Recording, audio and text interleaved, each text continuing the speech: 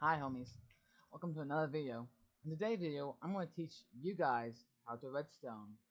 Now this video is for people who are in Minecraft and not much of a redstoner and everything's too complicated for them. So I'm going to try to break it down into a few simple videos. And today's one, we're just going to go over all the activators for redstones. So, something to note, first of all we have buttons. Now, there's actually a difference between the wood buttons and the stone ones. You see, the wood buttons have a longer press length than the stone ones. Let's see if I can get press them both closes. See how the hold on guys. See how the stone one goes see how the stone one goes off faster than the wood one. There's a big difference. Next, we have levers. Very simple. On, off. Very simple. Nothing to note. Redstone has a signal strength up to 15 blocks. You can see here. Anything higher, kind of just dies. There is a way to extend your signal strength, and that's with repeaters, which will be showcased all the way down there. Anyways, redstone can be powered through blocks, but not all blocks can be powered through, like glass. Also a note, if you're going to try to get to farming machines, honey does not get powered through. Like, one cannot power through honey. As you see here. Just can't. Which is unfortunate. Next up is the pressure plates. The wood pressure plates can be activated with items on top of them. Stone cannot. The gold pressure plate, also known as the lightweight pressure plate, it's similar to the wood one. Instead, it can count entities. The more entities, the more signal strength. Entities includes dropped items and mobs. But it takes more entities on it, as it's heavy.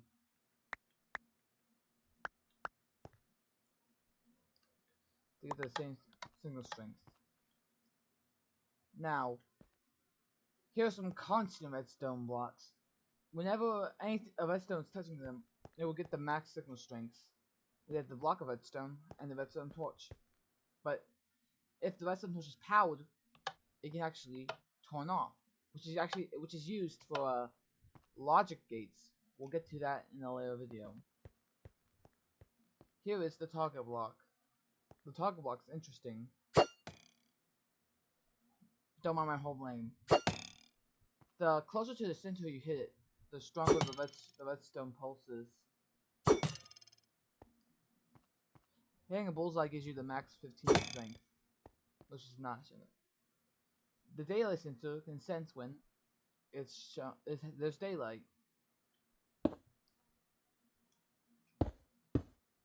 It cannot be blocked by blocks. But also, the more light level you have, or daylight level you have, the more signal strength.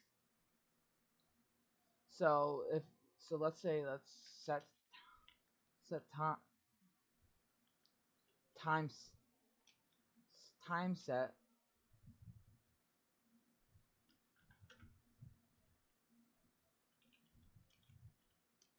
set. Hold on, time set.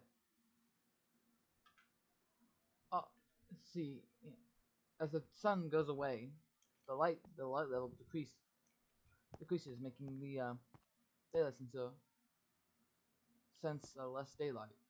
But you can also put on the nighttime sensor, which senses it is the reverse. So the less light there is, the less daylight or natural or skylight, whatever it's called, the more power it gets. They're very useful if you want things to go off at certain times of the day.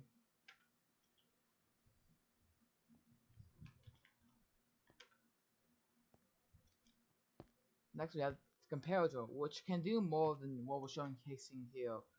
That's way too complicated for you guys. All you need to know is it can detect items in storage units.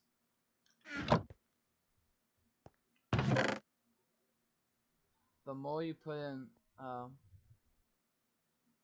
the more it's supposed to,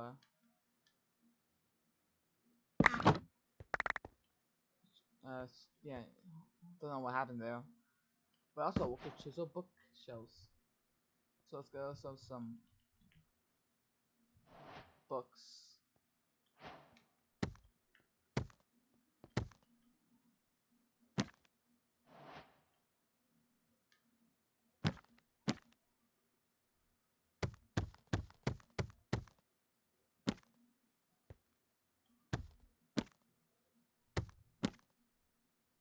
So let's say you want to hit a bookshelf. You put your book there.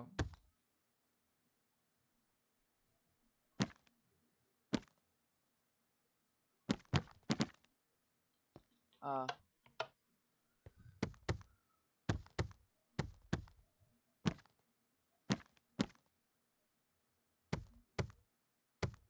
put your book there. And you take out books to be set in.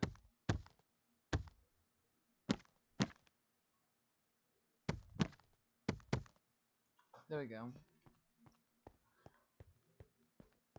Then you got tripwires. Tripwires can detect entities, which includes items, players, mobs, and projectiles. Very cool stuff. It was intended for traps, but honestly, you can see this thing coming from a mile away. Now on to one of the arguably one most useful redstone components, besides redstone dust. The the observer. The observer can detect block changes. Example, you open your door, tuning a note block, or even walking on redstone ore, which yes, gives out a redstone pulse.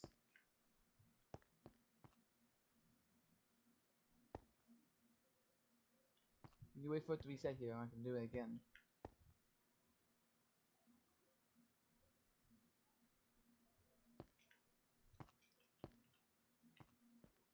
You can also chain observers. It's very cool, very nice, very helpful. Now we gotta deal with the skulk.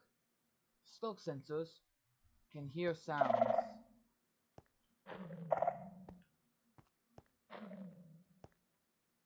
Which most of you only know if you play Minecraft.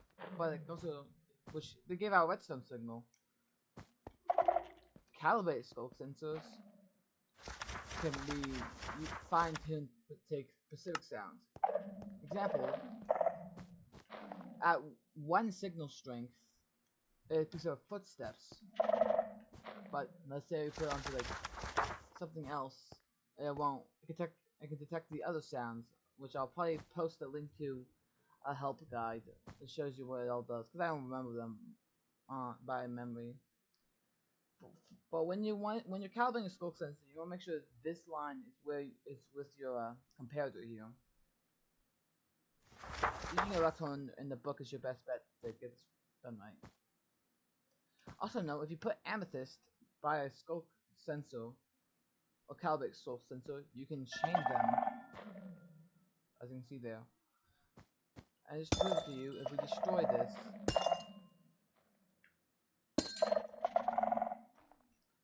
we can no longer light up the lights. It's also a note that calibrated skulk sensors have a bigger range than normal skulk sensors.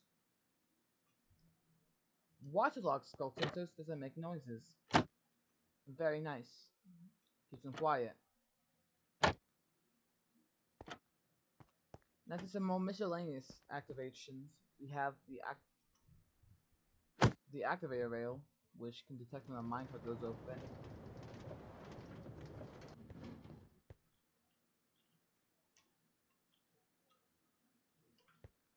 the lightning rod, which can detect when lightning strikes. I gotta wait for it to actually start raining.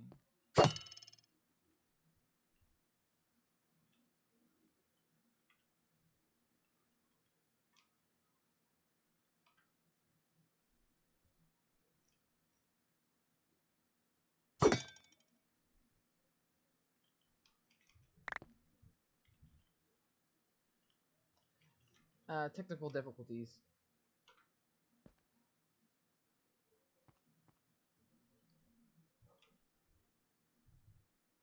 Where's that rain at?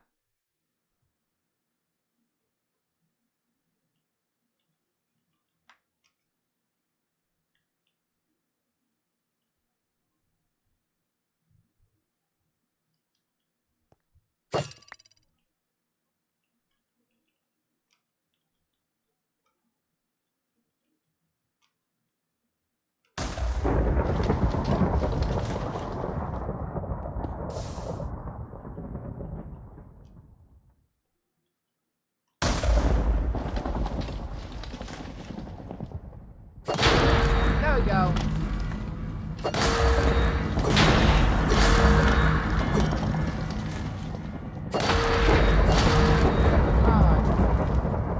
You said directly strike the lightning rod.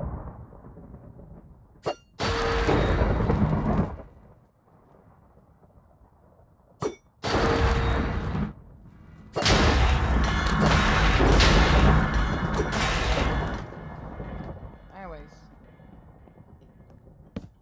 computer showcase. You see how it stops here? This is 16 blocks, but if we put a repeater there, it extends it for another 15 blocks. Repeaters can also be used as delay. So this is 1 ticks, 2 ticks, 3 ticks, and 4 ticks of delay. Which ticks is just a counting system in Minecraft. It's how it calculates time. You see now there's delay. If we stack a bunch of these up, it'll be more noticeable.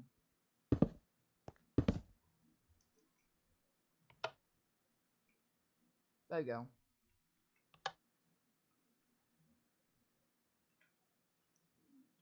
Very cool. Now, in the next video, we'll be going over the stuff that you put into redstone, like pistons. Hold on. I said like pistons. Yeah, there we go. And maybe we'll do some redstone contraptions.